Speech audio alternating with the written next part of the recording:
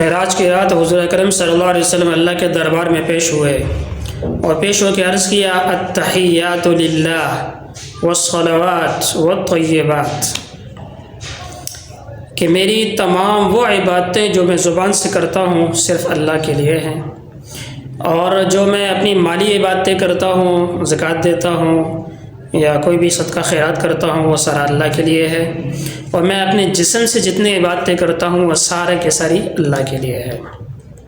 اس ترتیب کے اوپر ہم غور کریں۔ سب سے پہلے حضور نے زبان کی عبادتوں کو رکھا، دوسرے نمبر پہ مال کی عبادتوں کو رکھا، اور تیسرے نمبر پہ پورے جسم کی عبادتوں کو رکھا۔ کیوں؟ اس لیے کہ یہ زبان ہی ایسی چیز ہے، اس زبان کے ذریعے سے آدمی ایک بول بولتا ہے اور وہ جنت کے باغوں میں پہنچ جاتا ہے، اور اسی زبان کی وجہ سے ایک آدمی ایک بول بولتا ہے جہنم کے گڑھوں میں جا گرتا ہے۔